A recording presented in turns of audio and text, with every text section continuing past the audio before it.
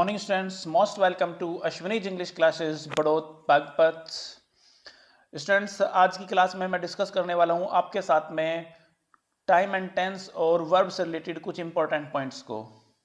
Spotting errors हम discuss करने वाले हैं टाइम एंड टेंस से रिलेटेड, और फर्स्ट सेंटेंस से हम अपना स्टार्ट कर रहे हैं। फर्स्ट सेंटेंस आप देखिएगा, he was so inquisitive that he rose many questions in the class. आपको फाइंड आउट करना है कि किस पार्ट में यहाँ आपकी एरर है।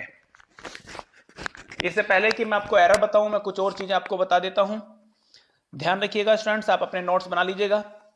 जो आपका सो होता है ये एडवर्ब होता है। सो एडवर्ब ऑफ एक्सटेंट होता है। एडवर्ब ऑफ एक्सटेंट होता है। एक्सटेंट मीन्स परिमाण या मात्रा को शो करता है। कोई चीज कितनी मात्रा में है उसको ये शो करता है सो, और इसके बाद में ऑलवेज हम जो यूज करते हैं वो एडजेक्टिव होता है। ओके, तो ही वॉज सो इंक्विजिटिव, वह इतना इंक्विजिटिव था। इंक्विजिटिव मीन्स इंक्वायरी करने वाला, जानने के लिए उत्सुक। Students, one more thing should be paid attention to, IVE ending words are adjective. You should always keep in mind there are some words that end with OUS, IC, IVE, ING, ED, ABLE, IBLE। कुछ ऐसे words हैं, अगर ये sentence में आपको दिखाई पड़ते हैं तो आपको समझ आना चाहिए कि ये सेंटेंस पार्ट्स ऑफ स्पीच की सेंस में एडजेक्टिव का फंक्शन करने वाले वर्ड्स हैं। ओके, चलिए, one more thing, he was so inquisitive that. आपको एक और चीज का नोट बना लेना चाहिए कि सो के साथ में एडजेक्टिव आता है और उसके साथ में दैट को पेयर में यूज किया जाता है। यू कैन से सो का पेयर दैट से होता है। क्या कह सकते हैं आप? सो का पेयर दैट से हो सकता है। आप इसका नोट बना लीजिएगा। इस सो का हिंदी मीनिंग होता है इतना, और दैट का मीनिंग होता है की। ओके, सो मीन्स इतना और दैट मीन्स की। सो ही वॉज सो इंक्विजिटिव, वह इतना इंक्विजिटिव था दैट की। इस तरह के सेंटेंसेस को मैं आपको बता देता हूं, कुछ और भी ऐसे बनते हैं। He was so week that, वह इतना कमजोर था कि, है ना, सो के साथ में दैट का पेयर होता है। चलिए आगे बढ़ते हैं। He was so weak, sorry, he was so inquisitive that he rose many questions in the class. तो स्टूडेंट्स, आपको बताना है कि एरर यहां पर किस पार्ट में है। एक पॉइंट आपको ध्यान रखना चाहिए यहां रोज को लेकर। इससे पहले वाली वीडियो में मैंने आपको राइज का यूज सिखाया था। राइज मीन्स कोई चीज अपने आप ऊपर उठना, और रेज मीन्स किसी चीज को ऊपर उठाना। राइज मीन्स ऊपर उठना, रेज मीन्स ऊपर उठाना। राइज में एक्शन होता है अपने आप, ऑटो, ठीक है ना। रेज में एक्शन किया जाता है दूसरों के द्वारा, अदर्स के द्वारा। तो क्वेश्चन उठाने की बात है, क्वेश्चन अपने आप नहीं उठे हैं, क्वेश्चन उठाए गए हैं, ही के द्वारा उठाए गए हैं। सो यहां पर राइज नहीं आना चाहिए, रोज यानी कि रेज आना चाहिए। रेज, रेज मीन्स ऊपर उठाना। उसने क्वेश्चन ऊपर उठाए, उसने उठे नहीं उठाए। मैनी क्वेश्चंस उठाए, ये सेंस यहां पर आती है। अब यहां पर एक पॉइंट आता है कि उठाने के लिए हमें वर्ड यूज करना होता है रेज। रेज की सेकंड फॉर्म यहां पर आ जाएगी रेज्ड, RAISE, ये फर्स्ट फॉर्म होता है, रेज्ड सेकंड फॉर्म होता है रेज्ड। तो यहां पर ये हम वर्ड यूज करेंगे और हमारा सेंटेंस करेक्ट हो जाएगा। अब स्टूडेंट्स की तरफ से क्वेश्चन आता है कि सर ऐसा क्यों है कि हमने यहां पर सेकंड फॉर्म को ही यूज किया है, हमने फर्स्ट फॉर्म को यूज क्यों नहीं किया है? तो उसका आंसर ये होता है कि आपको ऑलवेज ध्यान रखना चाहिए कि जो हमारा दैट, देखिए दैट हमारा क्या होता है, पहले की बहुत सारी क्लासेस में आपको पढ़ाया जा चुका है कि ये हमारा कंजंक्शन होता है, और कंजंक्शन के बाद हम क्या यूज करते हैं? सब्जेक्ट यूज करते हैं, और उसके बाद हम वर्ब यूज करते हैं, उसके बाद अदर वर्ड्स आते हैं। कंजंक्शन का यही रोल होता है कि कंजंक्शन के बाद में सब्जेक्ट वर्ब अदर वर्ड्स आते हैं, कंजंक्शन से पहले भी सब्जेक्ट वर्ब अदर वर्ड्स आते हैं। अब आपको ध्यान रखना है कि अगर कंजंक्शन से पहले जो क्लॉज होती है उसको हम मेन क्लॉज कहते हैं। कंजंक्शन से पहले जो क्लॉज होती है वो मेन क्लॉज होती है ना। मेन क्लॉज में लिख देता हूं, और ये जो कंजंक्शन के बाद वाली क्लॉज होती है इसको हम सब ऑर्डिनेट या डिपेंडेंट क्लॉज कहते हैं। सब ऑर्डिनेट और डिपेंडेंट क्लॉज इसको हम कहते हैं। तो यहां पर जो पॉइंट है वो ये आपको ध्यान रखना है कि अगर कभी भी कंजंक्शन से पहले आपको वर्ब पास्ट में मिले तो कंजंक्शन के बाद वाली वर्ब भी पास्ट में होनी चाहिए। ओके, क्या बताया मैंने कि अगर आप कभी भी कंजंक्शन को यूज करते हैं और कंजंक्शन से पहले आपको वर्ब की सेकंड फॉर्म मिले, पास्ट फॉर्म मिले, तो कंजंक्शन के बाद भी आपको वर्ब की सेकंड फॉर्म का ही यूज करना चाहिए। ओके, नोट कर लेना इस पॉइंट को। कंजंक्शन से पहले वाली क्लॉज होती है मेन क्लॉज, और कंजंक्शन से बाद वाली जो क्लॉज होती है वो होती है डिपेंडेंट क्लॉज या सबऑर्डिनेट डिपेंडेंट। आप लिख लेना पूरा DEPENDENT। ओके, ऐसे नोट्स बनाते रहना आपने। चलिए, तो यहां हमारा फर्स्ट सेंटेंस क्लियर हो गया है कि यहां पर रोज नहीं आएगा, रेज आ जाएगा, सेकेंड फॉर्म आ जाएगी। इसके बाद हमारा आता है sentence number 2। He was born of poor parents but brought up in an affluent family। Family कैसी थी? एफ्लुएंट फैमिली थी। फैमिली नाउन है आपका, और यहां बताया जा रहा है कि जो फैमिली थी वो एफ्लुएंट थी। एफ्लुएंट मींस समृद्ध परिवार जिसमें फ्लो होता हो पैसों का। फ्लुएंट जिस वर्ड में आपको दिखाई पड़ता है वहां पर फ्लो की बात होती है। फ्लुएंट का मतलब फ्लो से है, जहां पैसे का बहाव बहुत ज्यादा हो, है ना, ऐसा वो फैमिली थी। चलिए, he was born of poor parents. यहां एक बात का ध्यान रखेंगे कि किसी के यहां पैदा होने के लिए बोर्न के साथ में प्रीपोजिशन ऑफ का यूज करते हैं। He was born of poor parents ऐसे कहा जाता है, वो उसका जन्म गरीब माता पिता के यहां हुआ था। या he was born of rich parents, वह एक धनी परिवार में पैदा हुआ था, ऐसा कहा जाता है। अब यहां एक दूसरी बात आती है, आपको मैं बता रहा हूं, ध्यान से नोट कर लीजिएगा आप इसको। बेयर मीन्स पैदा होना, बेयर मीन्स पैदा होना है, जन्म लेना। उसकी सेकंड फॉर्म होती है बोर, और उसकी थर्ड फॉर्म होती है born. Okay, bear, bore, born. इसको बियर नहीं कहते हैं, बेयर कहते हैं, BEAR, bear, bore, born.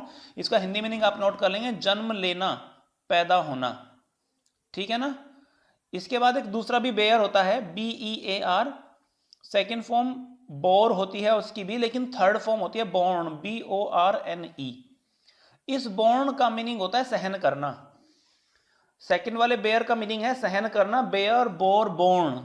Okay, एक और होता है बॉर्न। इस बॉर्न का मीनिंग, जो हमारे सेकंड वाला बॉर्न है, इसका एक मीनिंग सफल होना भी होता है, कोई फल लग जाना। जैसे मैं एक और फ्रेज बता रहा हूं आपको, एक ईडियम हम यूज करते हैं, बॉर्न फ्रूट। किसी के प्रयास अगर बॉर्न फ्रूट करते हैं तो इसका मतलब है उसके प्रयास सफल होते हैं। ठीक है ना। तो सफल हो जाने की सेंस में बॉर्न के साथ में फ्रूट वर्ब, ये वाली फ्रेज को हम यूज किया करते हैं, ध्यान रखना है इसको भी, हिंदी में नोट कर लेना इसका। सो ही वॉज बोर्न ऑफ, यहां पर पैदा होने के लिए सेंस में यूज किया गया है, इसलिए यहां पर आपको BORNE वाला यूज नहीं करना है, BORN यूज करना है। ओके, चलिए, इसके बाद हमारा आता है third sentence. The university was found. इस तरह का सेंटेंस इससे पिछले वाली वीडियो में था। The university was found in 1950। आपको मैंने बताया था फाइंड मीन्स पाना होता है, कोई चीज किसी को पा जाती है, उसकी सेकेंड फॉर्म फाउंड, और थर्ड फॉर्म भी यही होती है। लेकिन एक होता है फाउंड मीन्स स्थापित करना, स्थापित करने के लिए सेकेंड और थर्ड फॉर्म होती है फाउंडेड। तो ये यूनिवर्सिटी कहीं किसी को रास्ते में पड़ी हुई पाई थी कि इसकी स्थापना की गई थी, शायद इसको स्थापना करने वाली सेंस में यूज किया गया, तो यहां पर जो हम यूज करेंगे वो फाउंडेड को यूज करेंगे। दिस यूनिवर्सिटी वॉज फाउंडेड, इस यूनिवर्सिटी की स्थापना की गई थी। ठीक है ना। चलिए, अच्छा, एक चीज मैं आपको एक्स्ट्रा में जल्दी जल्दी बता देता हूं। यहां पर वॉज के साथ में वर्ब की थर्ड फॉर्म को हम यूज कर रहे हैं, फाउंडेड मैंने आपको बताया है। अगर हम कभी वॉज वर्ब के साथ में थर्ड फॉर्म को यूज करते हैं तो इसका मतलब यह होता है कि जो सब्जेक्ट है जिसके बारे में हम बात कर रहे हैं वो एक्शन का डूअर नहीं है, उसने कुछ नहीं किया। ठीक है ना, बल्कि ये एक्शन का रिसीवर होता है, इसको कुछ किया जाता है। क्या कह रहा हूं मैं? मैंने आपको बताया कि अगर कभी वॉज वर्ब के साथ में थर्ड फॉर्म को यूज किया जाता है, जैसे यहां पर फाउंडेड आ जाएगा आपका, वॉज वर्ब के साथ में थर्ड फॉर्म आ जाए तो जो हमारा सब्जेक्ट होता है वो एक्शन का डूअर नहीं होता है। ठीक है, वो कुछ नहीं कर रहा होता, बल्कि उसको ही कुछ किया जा रहा होता है। तो इस सेंटेंस पर अगर हम अप्लाई करते हैं तो यूनिवर्सिटी ने कुछ नहीं किया, बल्कि यूनिवर्सिटी को स्थापित किया गया। ओके, चलिए नेक्स्ट सेंटेंस की बात कर लेते हैं। I complain against him as in spite of my repeated warnings he fail to mend his ways. एक तो ये फ्रेज आपको ध्यान रख लेना है, मैंड वंस वे, अपना आचरण, अपना तौर तरीका, व्यवहार सुधार लेने के लिए यूज करते हैं। किसी का व्यवहार गलत हो तो हम बोल देते हैं उसको मैंड योर वेज, अपना आचरण ठीक करो। ठीक है ना, तो मैंड सुधारने की सेंस में यूज होता है। अब हमारा आता है आई कंप्लेंट अगेंस्ट हिम। आपको इस सेंटेंस में किस पार्ट में एरर लगती है? इस सेंटेंस में किस पार्ट में आपको एरर लगती है? चलिए मैं शॉर्ट में बता देता हूं। ए पार्ट में एरर है और आपको टू वर्ड्स को अच्छे से समझ लेने हैं। टू वर्ड्स हैं, एक तो है आपका कंप्लेन, COMPLAIN, कंप्लेन में शिकायत करना, ये आपका वर्ब है। एक है आपका कंप्लेंट जो यहां पर गिवन है, COMPLAINT, ये नाउन है। ठीक है, नाउन है का मतलब है इसका मीनिंग है शिकायत, ठीक है ना। और जब वर्ब है तो इसका मीनिंग है शिकायत करना, ठीक है। तो यहां पर हमें क्या चाहिए, वर्ब के सेंस में यूज करना है कि नाउन के सेंस में? आई कंप्लेंट अगेंस्ट हिम, मैंने उसके खिलाफ शिकायत की, एक्शन किया। तो यहां पर ना आपको वर्ब का यूज करना पड़ेगा। ये नाउन इनकरेक्ट है, यहां पर आपको वर्ब लिखना पड़ेगा, कंप्लेन लिखना पड़ेगा। ओके, आई कंप्लेन। चलिए आगे की बात करते हैं। अच्छा, एक बात और आपको ध्यान रख लेना है कि अगर हम किसी के विरुद्ध शिकायत करते हैं तो कंप्लेंट के साथ में प्रेपोजिशन अगेंस्ट का यूज करना होता है। ओके, एक फ्रेज आपको यह भी ध्यान रख लेना, इन स्पाइट ऑफ, के बावजूद। इंग्लिश सीखने का जो इजी मेथड है वो होता है फ्रेज सीखना, 2 और 3 वर्ड्स को एक साथ जो यूज होते हैं उनको सीखना। क्योंकि फिल इन द ब्लैंक्स में एग्जाम में और क्लोज टेस्ट में वही चीजें आपकी हेल्प करती हैं कि आपने वर्ड्स को ग्रुप में सीखा हुआ है कि नहीं। सिंगल सिंगल वर्ड सीखते हैं तो वो लर्न नहीं हो पाते हैं, समझ में नहीं आ पाते हैं। चलिए इसके बाद हम बात करते हैं सेंटेंस नंबर 5 की। इस सेंटेंस में एरर आप मुझे बता दीजिएगा। Failure must not have permanent affect on a person because only the tough survives. इस तरह का सेंटेंस हमारा आप पढ़ चुके हैं, मैंने पढ़ाया है आपको ये सेंटेंस। एरर बताइए किस पार्ट में होगी? देखिए फर्स्ट सेंटेंस, फर्स्ट पार्ट को देखते हैं, फेलियर। फेलियर के बारे में हम बात कर रहे हैं, ये हमारा सब्जेक्ट हो गया। जिसके बारे में हम बात करते हैं वो हमारा सब्जेक्ट होता है। जो हमारा सब्जेक्ट होता है वो या तो कोई नाउन होता है या कोई फिर वो प्रोनाउन होता है। अच्छा आप बताइए कि नाउन है कि प्रोनाउन है? यस नाउन है, यू आर राइट। तो फेलियर हमारा सब्जेक्ट हो गया, इसके साथ हमने यूज किया हेल्पिंग वर्ब मस्ट को यूज किया है। मस्ट हमारी कौन सी वर्ब होती है? Very good, model auxiliary verb होती हैं। बहुत अच्छे। मॉडल ऑक्सिलरी वर्ब के साथ में वर्ब की कौन सी फॉर्म आती है?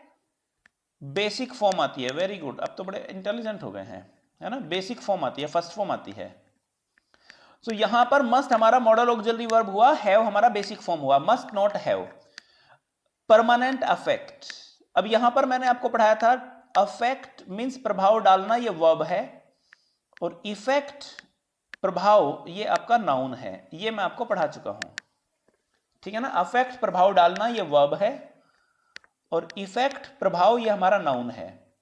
एक बात को ऑलवेज आप ध्यान रख लीजिएगा, जब भी हैव की कोई फॉर्म, हैज, हैव, हैड, कुछ भी आप यूज करें मेन वर्ब के रूप में। कैसे?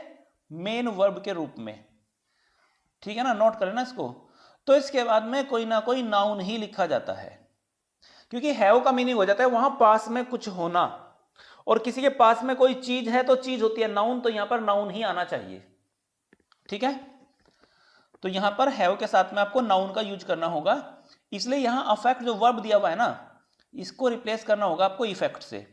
वैसे भी आपको एक बात और मालूम है, ANT और ENT एंडिंग वर्ड एडजेक्टिव होते हैं। ANT ENT ending word adjective होते हैं। और आपको यह मालूम है कि एडजेक्टिव के बाद क्या आता है? नाउन आता है। तो यहां पर ये परमानेंट हमारा एडजेक्टिव है, इस कारण से भी हमें मालूम हो गया कि इसके बाद जो भी आएगा वो एक नाउन होना चाहिए। जबकि हमने सीख लिया है कि अफेक्ट एक वर्ब होती है, प्रभाव डालना इसका मीनिंग होता है। तो नाउन बनाएंगे तो क्या करेंगे? ए को रिप्लेस कर देंगे ई से, इफेक्ट हो जाएगा। ओके, एरर मिल गई। चलिए नेक्स्ट सेंटेंस, सेंटेंस नंबर 6 के बारे में हम बात करेंगे। आई कीप माई कूल, मैं कूल रहता हूं, and never lose my temper even when provoked, और मैं तब भी लूज टेम्पर, अपना स्वभाव खोता नहीं हूं। इट मींस गुस्से में नहीं आता हूं, और कभी भी मैं गुस्से में नहीं आता हूं। अब यहां देखो, टू वर्ड्स को आपको ध्यान से देख लेना है, LOOSE और LOSE दोनों में एक डिफरेंस है। ये जो लूज है ना, ये आपका एडजेक्टिव है, इसका मतलब होता है ढीला, और इस लूज का मतलब होता है खो देना, ये आपका वर्ब है, ठीक है ना, ये आपका वर्ब है, और LOOSE लूज है, तो यहां एडजेक्टिव। तो यहां क्या कहा जा रहा है कि आई कीप सब्जेक्ट है, आई कीप वर्ब है आपका, आई कीप माई कूल, मैं कूल रहता हूं, एंड और नेवर कभी भी नहीं। नेवर के बाद में भी वर्ब आती है, नेवर प्लस वर्ब आती है, ये हमें मालूम होना चाहिए। नेवर प्लस वर्ब नोट कर लेना बेटा। चलिए, नेवर लूज माई टेम्पर तो हमें मालूम हो गया कि यहां पर एडजेक्टिव दिया हुआ है, एडजेक्टिव का तो कोई लॉजिक नहीं बनता, यहां पर होना चाहिए एक्शन को शो करने वाला। मैं कीप मतलब मैं कूल रहता हूं और टेम्पर खोता नहीं हूं, एक्शन की बात कर रहे हैं, एक्शन के लिए यहां पर LOSE वाला आ जाएगा, खो देने वाला। चलिए, यहां पर एक वर्ड और आया है, आप जानना चाह रहे हैं सर प्रोवोक का मतलब क्या होता है। प्रोवोक का मतलब होता है उकसाना, भड़काना। नेक्स्ट सेंटेंस की बात करते हैं, सेंटेंस नंबर 7। थोड़ा सा स्पीड में करूं, थोड़ा सेंटेंस बहुत ज्यादा है, वीडियो लंबी हो जाने वाली है। ही लाइड ऑन द ग्रास, वह घास पर झूठ बोला। कल की क्लास में मैंने आपको पढ़ाया था, इससे पहले वाली वीडियो में, LIED, लाइड। लाई की सेकंड फॉर्म देखिए, लाई मीन्स झूठ बोलना होता है, उसकी सेकंड फॉर्म लाइड हो गया, झूठ बोलना। एक लाई मीन्स लेट जाना, उसकी सेकंड फॉर्म होती है ले, है ना। तो यहां है कि उसने घास पर झूठ बोला कि वो घास पर लेटा रहा, कूल ब्रीज को एंजॉय करता हुआ। बातें पास्ट की हैं, ईडी देकर यह संकेत देने की कोशिश की गई है। अब घास पर कोई झूठ बोलेगा, इसका तो कोई मतलब नहीं होता है। आप सेंटेंस पढ़कर देख लो। He lied on the grass for hours, घंटों तक, एंजॉय करते हुए कूल ब्रीज को एंजॉय करते हुए घास पर वो कई घंटे तक झूठ बोला कि लेटा रहा। क्या सेंस आती है? लेटने की सेंस आती है ना, लेटना होता है LIE, लाई की सेकंड फॉर्म होती है ले, तो यहां पर ले आ जाएगा LAY। जिसने पहले वाली वीडियो ना देखी हो, इससे पहले वाली, जस्ट इससे पहले वाली वीडियो आप देख लीजिएगा, उसमें मैंने काफी कुछ क्लियर किया हुआ है ये सब। During the rainy season, rainy season के दौरान, मैनी रिवर्स ओवरफ्लू देयर बैंक्स। देखिए, फ्लाई, फ्लू, फ्लोन, ये उड़ जाना होता है। फ्लाई, फ्लू, फ्लोन उड़ जाना होता है, और बहने की अंग्रेजी होती है फ्लो, फ्लोड, फ्लोड। बहने की अंग्रेजी फ्लो और फ्लोड होती है उसकी सेकंड फॉर्म, ठीक है ना। अब रिवर्स उड़ती हैं कि बहती हैं? उड़ना, बर्ड्स फ्लाई, FLY, उसकी सेकंड फॉर्म होती है फ्लाई, फ्लू, फ्लोन, ठीक है ना। तो नदियां उड़ी नहीं होंगी, नदियां बही होंगी, तो यहां पर ओवरफ्लू नहीं, ओवरफ्लोड आपको यूज करना पड़ेगा। ओवरफ्लोड, बहने की अंग्रेजी आएगी, उड़ने की नहीं। नेक्स्ट, ही ले हिज लगेज असाइड। देखिए, मैंने आपको बताया था लाई मींस झूठ बोलना, लाई, लाइड, लाइड, ठीक है ना, इसकी तो ये हो जाती हैं। एक मैंने बताया था लाई मींस लेट जाना, उसकी सेकंड फॉर्म बताई थी ले और लेन, ठीक है ना। एक होता है ले मींस रख देना, उसकी सेकंड फॉर्म होती है LAID, LAID, लेड। तो यहां पर उसने अपना लगेज रखा होगा कि झूठ बोला होगा, है ना, कि अपना लगेज लेट गया होगा। उसने अपना लगेज रखा, रखने की सेकंड फॉर्म क्या आएगी? ले की सेकंड फॉर्म लेड आएगी, LAID। तो यहां पर ए पार्ट में आपके एरर है, यहां पर आपको ले नहीं, लेड, LAID, ले की सेकंड फॉर्म। ये वर्ब की फर्स्ट फॉर्म है रखना, ये वर्ब की सेकंड फॉर्म है ले की सेकंड फॉर्म, ले, लेड, लेड, ठीक है। एंड ले डाउन और लेट गया। देखो, लाई की फर्स्ट फॉर्म लेट जाना, लाई मींस लेट जाना, सेकंड फॉर्म ले, तो यहां ये वाला ठीक है, लेट गया। तो ए पार्ट में एरर है, ले को रिप्लेस कर देना है लेड से। Okay, 10th sentence, when calamity fail the village, जब विलेज के ऊपर कैलेमिटी आई, जब गांव के ऊपर आफत आई। देखिए, फॉल, फेल, फॉलन गिर जाना होता है, फॉल, फेल, फॉलन गिर जाना होता है, ठीक है ना। लेकिन किसी आपदा या संकट का गिर जाना FELL होता है, FELLED, FELLED हो जाएगा। ओके, व्हेन कैलेमिटी, तो यहां पर संकट के गिरने की बात आ रही है, तो बी फॉल की सेकंड फॉर्म आएगी befell. Befell means किसी संकट, किसी आपदा, किसी मुसीबत का आ जाना। Next sentence, the assassin was convicted. Assassin होता है हत्यारा, किसी राजनीतिक व्यक्ति की हत्या करने वाले व्यक्ति को असेसिन कहते हैं। इसी से एक नाउन बनाए असेसिनेशन, राजनीतिक व्यक्ति की हत्या। The assassin was convicted, convict करना होता है दोषी ठहराना, कन्विक्टेड मींस दोषी ठहराना। आप यहां देख रहे हैं कि वॉज के साथ में वर्ब की थर्ड फॉर्म को यूज किया गया है, वॉज के साथ में वर्ब की थर्ड फॉर्म को यूज किया गया है। तो मैंने आपको बताया था कि अगर कभी इजारम वॉजवर के साथ में, इजारम होती है टू बी की फॉर्म, टू बी की फॉर्म होती है इजारम वॉजवर, इनके साथ में अगर कभी भी वर्ब की थर्ड फॉर्म यूज की जाती हो तो हम कहते हैं ये पैसिव वॉइस है। क्या है ये? पैसिव वॉइस का स्ट्रक्चर है। पैसिव वॉइस का मतलब होता है कि जो सब्जेक्ट है उसने कुछ नहीं किया। इसका मतलब क्या होता है कि जो सब्जेक्ट है उसने कुछ नहीं किया बल्कि उसको कुछ किया गया है ना। ये एक्शन का डूअर नहीं है बल्कि इसको कुछ किया गया है, ये एक्शन का रिसीवर है। ठीक है ना, ये होता है पैसिव वॉइस।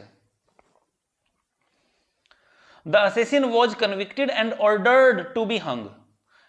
देखिए, एक हैंग मीन्स होता है लटकाना, फांसी पर लटकाना तो नहीं होता। हैंग, हंग, हंग सिंपली कोई चीज हम टांग देते हैं, लटका देते हैं, उसके लिए हैंग, हंग, हंग होता है। लेकिन फांसी पर देने की अंग्रेजी होती है हैंग्ड। हैंग, हैंग्ड, हैंग्ड, ये इनका हो जाता है। फर्स्ट फॉर्म दोनों के लिए सेम है ना। लटकाने की बात आएगी हैंग, हंग, हंग होगा, फांसी पर टांगने की बात आएगी हैंग्ड हो जाएगा।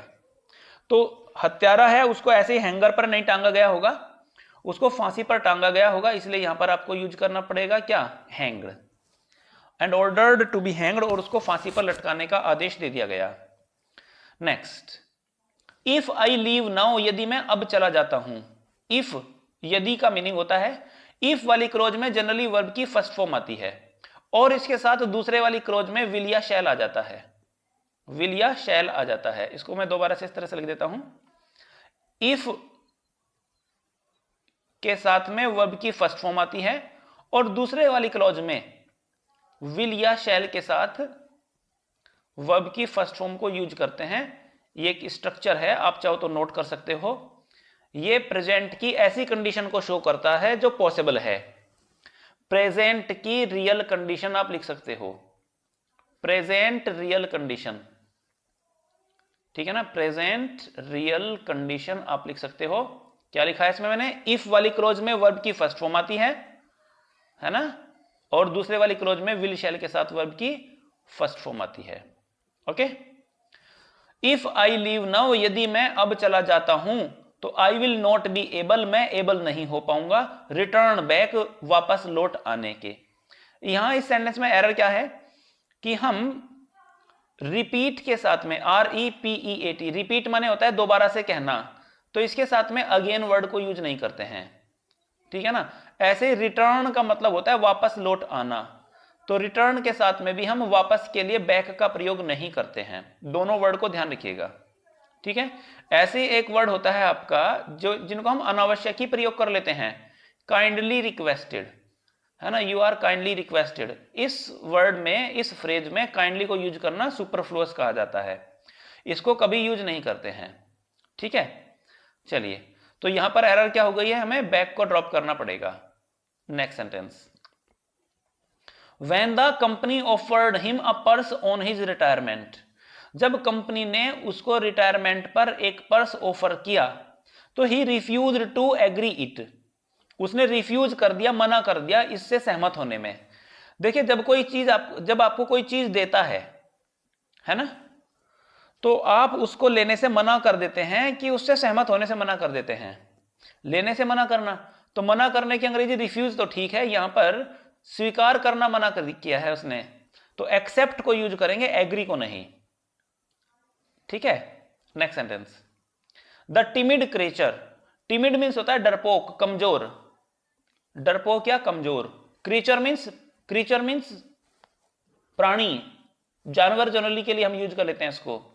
क्रीचर प्राणी नाउन हुआ। नाउन कैसा है हमारा, ये कैसा, अगर हम नाउन के साथ में कैसा लगा के क्वेश्चन पूछ लेते हैं तो आंसर में एकदम हमें क्या मिल जाता है, एडजेक्टिव मिल जाता है। तो प्राणी कैसा है, टिमिड है, ये क्या है, एडजेक्टिव है। द टिमिड क्रीचर, आप देख रहे हैं कि एडजेक्टिव जनरली नाउन से पहले आता है, एडजेक्टिव प्लस नाउन, ये स्ट्रक्चर होता है, adjective plus noun. The timid creature was driven, देखिए वॉज वर्ब के साथ में वर्ब की थर्ड फॉर्म को यूज किया हुआ है। जब वॉज वर्ब के साथ में वर्ब की थर्ड फॉर्म को यूज किया जाता है तो इसका मतलब होता है कि इस सब्जेक्ट ने कुछ नहीं किया, ये एक्शन का डूअर नहीं है, बल्कि इसको कुछ किया गया है। ठीक है ना, चलिए, इनटू अ नैरो लेन, उसको एक तंग गली में ले जाया गया, एक नैरो तंग लेन गली में ले जाया गया, वेयर इट वॉज स्ल्यूड, जहां पर इसका कत्ल कर दिया गया।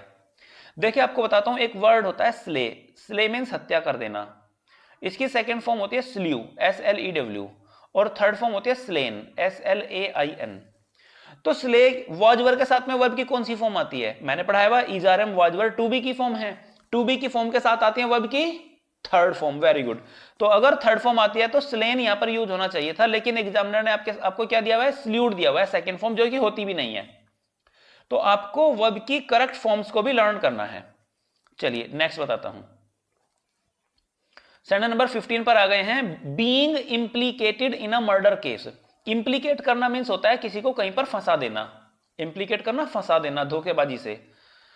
तो being implicated in a murder case, किसी मर्डर केस में फंसाए जाने पर, he was conclusively suspected, conclusively means निष्कर्ष निकालकर उसके ऊपर सस्पेक्ट किया गया, उसको उसके ऊपर संदेह किया गया। All the unsolved murder cases, all the unsolved murder cases,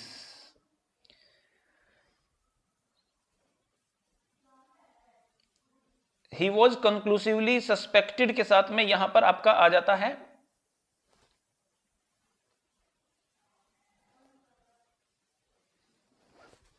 अरे क्या हो गया, being implicated in a murder case he was conclusively suspected।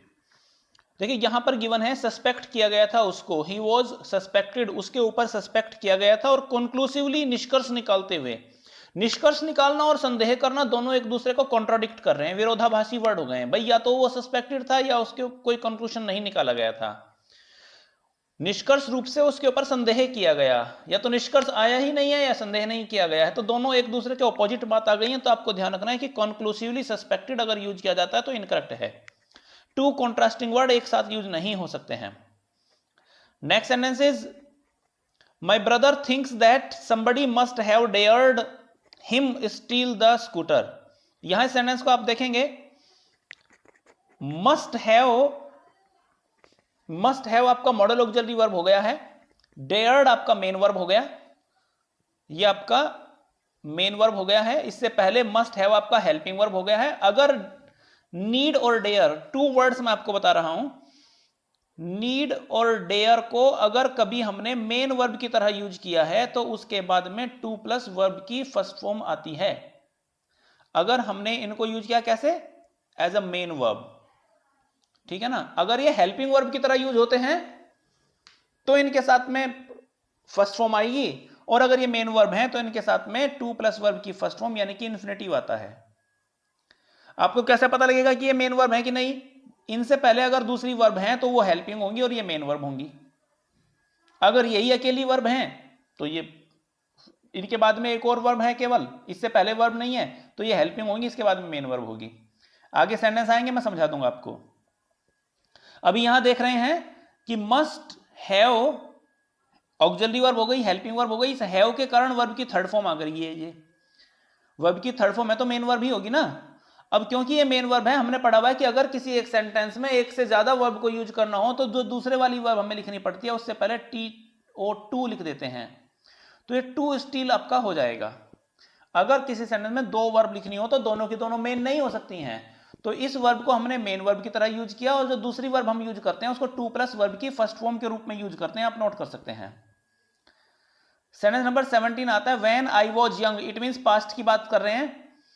I can, देखिए व्हेन आपका कंजंक्शन है और ये बता रहा है कि जो भी बात बताई जा रही है वो पास्ट की है, जब मैं यंग था, छोटा था या जवान था, तब की बात बता रहे हैं, और कह रहा है कि आई कैन रन, मैं दौड़ सकता हूं, फास्टर देन मोहन, मोहन से ज्यादा, यानी कि पहले के समय की बात बताना है कि तब मैं मोहन से ज्यादा तेज दौड़ सकता हूं कि दौड़ सकता था। अगर हम कभी भी पास्ट टाइम की बात करना चाह रहे हो तो ऑलवेज ध्यान रखना हम वर्ब की सेकेंड फॉर्म को यूज करेंगे, और कैन की सेकेंड फॉर्म क्या होगी, कुड, तो यहां पर कुड को यूज करेंगे। Number 18, Harish needs not come. आप देख रहे हैं कि यहां पर नीड्स और नॉट और ये हमने कम यूज किया हुआ है, इसका मतलब है हमें पहले इस नॉट का रोल जान लेना चाहिए, बाकी बातें क्लियर तब होंगी। मैं नॉट के बारे में आपको बताता हूं कि नॉट हमेशा दो वर्ब के बीच में आता है, यानी कि नॉट आता है मेन वर्ब और हेल्पिंग वर्ब के बीच में, हेल्पिंग वर्ब और मेन वर्ब के बीच में नॉट आता है, आप ये पॉइंट नोट कर लीजिएगा। अगर हमें ये बात ध्यान हो गई कि not helping verb main verb के बीच में आता है, तो इसका मतलब ये हो गया कि नॉट से पहले जो हमारी नीड्स है ये हमारी हेल्पिंग वर्ब है, ठीक है ना, ये हमारी हेल्पिंग वर्ब हो गई और कम हो गई हमारी मेन वर्ब, ठीक है ना। आपको पढ़ाया गया था can, could, will, would, shall, should, may, might, must, need, dare, ये सब मॉडल ऑक्सिलरी वर्ब होते हैं, सहायक क्रियाएं होती हैं। और जब कभी ये हेल्पिंग वर्ब होती हैं तो इनमें कभी एस और एस नहीं लगाया जाता है। आपने अभी तक कभी कैन के साथ में एस नहीं ऐड किया होगा, मे के साथ में, मस्ट के साथ में, शुड या वुड के साथ में कभी एस यूज नहीं किया ना, और अगर आज तक नहीं किया तो आज भी नहीं करेंगे, ठीक है। तो यहां पर नीड से आपको एस हटाना पड़ेगा। मॉडल ऑक्सिलरी वर्ब में कभी एस और एस नहीं आता है, ना ही डी जोड़ पाते हैं। तो सेंटेंस आपका हो जाएगा Harish need not come. Need आपका मॉडल ऑक्सिलरी वर्ब है, उसके बाद नॉट आ गया, उसके बाद आती है वर्ब की ऑलवेज वर्ब की first form. Sentence number 19, he dare not. आपको मालूम हो गया कि ये नॉट यहां आया हुआ है, तो इसका मतलब ये आपका मॉडल ऑक्सिलरी वर्ब है, हेल्पिंग वर्ब है। हेल्पिंग वर्ब कहो या मॉडल ऑक्सिलरी वर्ब आप कहिए, जो भी आपको सुटेबल लगे, जो भी आपको समझ में आए। तो यहां ये आपका मॉडल ऑक्सिलरी वर्ब हो गया, ये नॉट आपका हो गया, तो इसके बाद क्या आएगी वर्ब की, भाई मॉडल ऑक्सिलरी वर्ब के साथ क्या आता है वर्ब की फर्स्ट फॉर्म। फर्स्ट फॉर्म आती है तो यहां पर टू नहीं आएगा, केवल गो आएगा। तो करेक्ट सेंटेंस होगा he dare not go there, उसमें वहां जाने की हिम्मत नहीं है। I use to play hockey when I was 10 years old, जब मैं 10 वर्ष का था। यानी कि बातें हम कब की कर रहे हैं, पास्ट की। पास्ट में खेला करता था, पास्ट को बताने के लिए वर्ब की कौन सी फॉर्म आती है, सेकेंड फॉर्म। तो आपको यहां पर यूज नहीं यूज्ड कहना पड़ेगा, पास्ट की बातें बताने के लिए सेकेंड फॉर्म आती है। 21, a soldier could fight. Could बताता है योग्यता, कैपेसिटी, अक्षमता को। सोल्जर लड़ सकता था फॉर हिज कंट्री, अपने देश के लिए, and save his country's honour, और अपने देश को बचा सकता था। यही उसकी ड्यूटी है कि एक सोल्जर को अपने देश के लिए लड़ना चाहिए और उसको, उसके सम्मान को बचाना चाहिए। सेंटेंस को देखकर लगता है कि यहां पर एबिलिटी, कैपेसिटी की बात नहीं हो रही, उसके कर्तव्य की बात हो रही है। कर्तव्य की बात हो रही है, तो यहां पर कुड को रिप्लेस करना चाहिए शुड से। अब आप सेंटेंस को पढ़कर देखिए, a soldier should fight for his country, a soldier को फाइट करना चाहिए अपने कंट्री के लिए। 22 की बात कर रहे हैं, I would rather die than beg. देखिए आप देख रहे हैं कि यहां हमने कंपैरिजन किया है, कोई कह रहा है कि मैं अधिक पसंद करूंगा। वुड रैदर का मीनिंग होता है अधिक पसंद करना, प्रीफर, ये इसका मीनिंग होता है। आप जब भी वुड रैदर को यूज करें उसके साथ वर्ब की फर्स्ट फॉर्म को यूज करें। देखिए एक वर्ड है वुड रादर, नोट कर लेना, rather than, had better, had better, इन सब के साथ में ऑलवेज वर्ब की फर्स्ट फॉर्म आती है। इन सब के साथ में वर्ब की फर्स्ट फॉर्म आती है, ठीक है। तो यहां पर डाई दिया हुआ है आपको वर्ब की फर्स्ट फॉर्म, वो तो करेक्ट है लेकिन यहां जो देन आता है ना, would rather die than, than आता है कौन से वाला, THAN वाला, ठीक है ना, ये तुलना वाला है। तो यहां पर यही एरर थी आपकी, वर्ब की फर्स्ट फॉर्म ठीक दी हुई है। सेंटेंस नंबर 23 की बात करेंगे। रन फास्ट लेस्ट,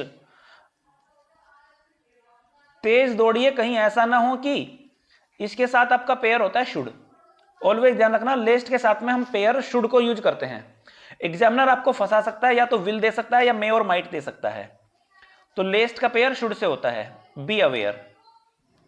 सेंटेंस नंबर 24 की बात करेंगे, ही होप्ड दैट। आप देख रहे हैं कि यहां पर दैट हमारा कंजंक्शन है। अब कंजंक्शन से पहले जो वर्ब है वो पास्ट टेंस में, वर्ब की सेकंड फॉर्म है, तो इसके बाद आने वाली वर्ब भी पास्ट टेंस में होना चाहिए। तो विल की सेकंड फॉर्म क्या हो जाएगी, वुड हो जाएगी। ओके, सेंटेंस नंबर 25 की बात करेंगे, you need to work hard. अगर नीड आपका मेन वर्ब, सॉरी नीड आपका यहां पर अकेला वर्ब है, तो ये कैसा वर्ब होगा, मॉडल ऑक्सिलरी वर्ब होगा। अगर ये मॉडल ऑक्सिलरी वर्ब है तो उसके साथ में आपको, चलिए आगे पढ़कर बताता हूं, पहले पूरा सेंटेंस पढ़ लेते हैं। You need to work hard, आपको कठिन परिश्रम करने की आवश्यकता है। नीड आपका हो गया यहां पर मेन वर्ब, ठीक है। But you need not, you need not, आप देख रहे हैं कि नॉट आया हुआ यहां पर नीड के बाद, ऐसी कंडीशन में नीड आपका क्या होगा, हेल्पिंग वर्ब। तो वेस्ट आपका क्या होगा, मेन वर्ब। जब नॉट से पहले नीड या डेयर हो तो उसके बाद टू नहीं लिखते हैं।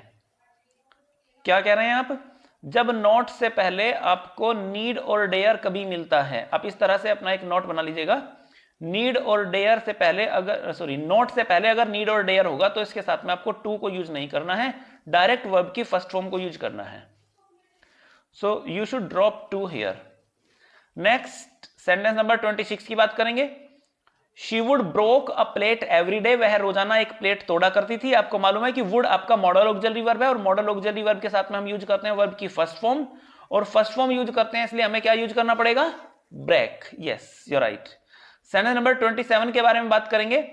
The old lady prayed that, आपको दिखाई पड़ा कि यहां पर कंजंक्शन है, कंजंक्शन से पहले वर्ब की सेकंड फॉर्म आ रखी है, पास्ट टेंस है।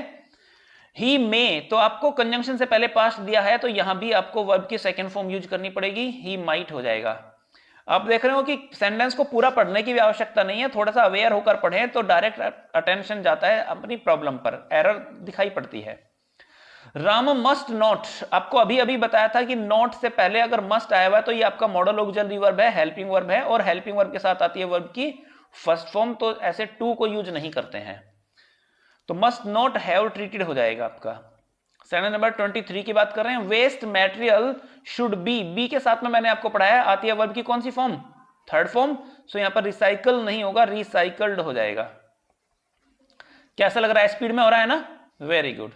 सेंटेंस नंबर 30 की बात करेंगे। The government can not be able to, देखिए आपको एक बात मालूम होना चाहिए, कैन कैपेसिटी को बताता है, कैन बताता है एबिलिटी और कैपेसिटी को। कैन को हम यूज करते हैं जब किसी काम को करने की किसी की एबिलिटी और कैपेसिटी शो करना होता है। जब हम एबिलिटी को या कैपेसिटी को शो कर ही रहे हैं तो उसके साथ में एबल टू को यूज नहीं करना चाहिए। कैन के साथ में एबल टू को यूज करना सुपरफ्लुअस होता है, नोट कर लीजिएगा। Okay, can plus able to को यूज करना इनकरेक्ट होता है। Okay, next one. The police think that, police को ऑलवेज प्लूरल मानते हैं इसलिए उसके साथ में बेसिक फॉर्म को यूज करते हैं, सिंगुलर फॉर्म नहीं आती।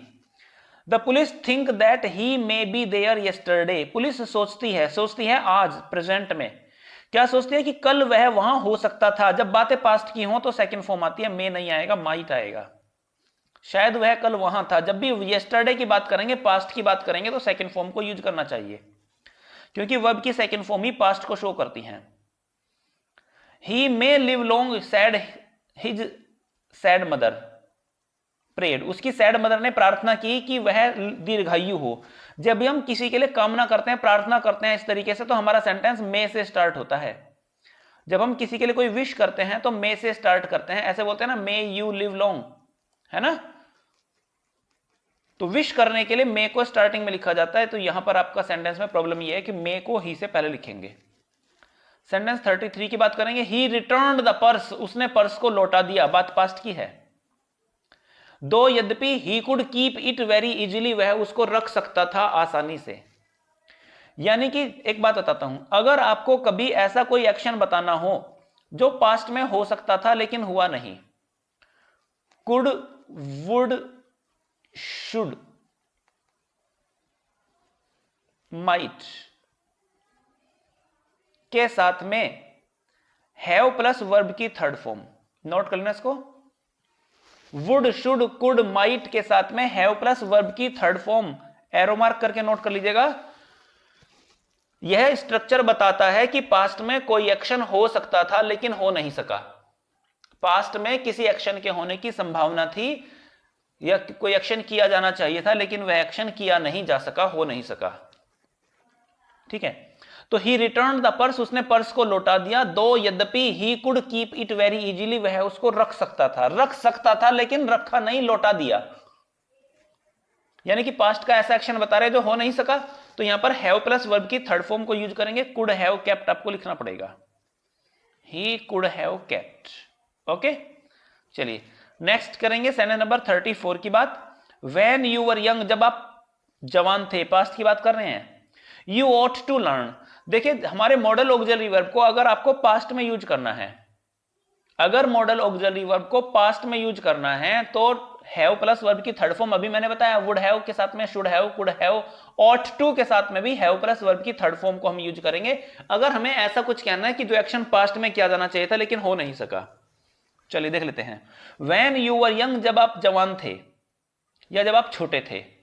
You ought to learn good habits, आपको अच्छी हैबिट्स लर्न करनी चाहिए थी। इट मीन्स आपने अच्छी हैबिट्स लर्न की नहीं लेकिन करनी चाहिए थी। तो पास्ट का ऐसा एक्शन बता रहे हैं जो होना चाहिए था लेकिन हुआ नहीं। अब ऐसा एक्शन बता रहे हैं तो ऑट टू नहीं आएगा, ऑट टू हैव लर्नड आपको कहना पड़ेगा, ought to have learned. Okay, have plus verb की थर्ड फॉर्म आप ऑट टू के साथ में यूज करेंगे। ऑट टू आपको गिवन है, आप यहां पर हैव लिखोगे और लर्न की थर्ड फॉर्म आप लिख देंगे learned. Next sentence, if you get good marks, अगर आपको अच्छे अंक मिलते हैं, आई शैल हैप्पी। देखिए शैल आपका मॉडल ऑक्सिलरी वर्ब होता है। लाइफ टाइम में जब भी आप कभी किसी मॉडल ऑक्सिलरी वर्ब को यूज करें, विल और शैल भी मॉडल ऑक्सिलरी वर्ब होते हैं, ध्यान रखना। फ्यूचर का मोड शो करते हैं ये बिल्कुल ऐसे ही होते हैं जैसे हम वुड शुड कुड को यूज करते हैं। और इनके साथ वर्ब की फर्स्ट फॉर्म या बेसिक फॉर्म आती है, फर्स्ट फॉर्म या बेसिक फॉर्म आती है। तो यहां पर आप देख रहे हो शैल मॉडल ऑक्सिलरी वर्ब है लेकिन उसके साथ में कोई वर्ब लिखी हुई नहीं है। अगर वर्ब लिखी हुई नहीं है तो कम से कम इसके साथ होने की फॉर्म यानी कि बी तो आना ही चाहिए ना। आई शैल बी हैप्पी, मैं खुश होऊंगा। 36, वी ऑट टू ऑनेस्ट, हमें होना चाहिए। अब यहां पर फिर से वही पॉइंट आ रहा है कि ऑट टू दिया हुआ है, मॉडल ऑक्सिलरी वर्ब दी हुई है लेकिन इसके साथ में वर्ब गिवन नहीं है, तो यहां पर बी आ जाएगा, ऑट टू बी ऑनेस्ट। ठीक है ना। Next 37, it is very cold here, यहां पर बहुत ठंड है। I should bring my woollen clothes, मुझे अपने वुलन क्लोथ्स लाने चाहिए। लाने चाहिए मतलब लाने चाहिए थे, यहां तो ठंड है यानी कि मैं अपने वुलन क्लोथ्स ला नहीं पाया। ऐसी कंडीशन को शो करने के लिए पास्ट का ऐसा एक्शन जो होना चाहिए था हुआ नहीं। शुड के साथ में क्या यूज करेंगे, हैव प्लस वर्ब की थर्ड फॉर्म, तो हम क्या कहेंगे, आई शुड हैव ब्रॉट कहेंगे। Next 38, are you used to, देखिए वैसे तो यूज टू को हम यूज करते हैं पास्ट की हैबिट बताने के लिए, लेकिन लाइफ में जब भी आप कभी is are am was were के साथ यूज टू को यूज करें, is are am was were के साथ में जब भी कभी आप यूज टू को यूज करें, उसके साथ में आपको ऑलवेज वर्ब की आईएनजी फॉर्म को यूज करना होता है।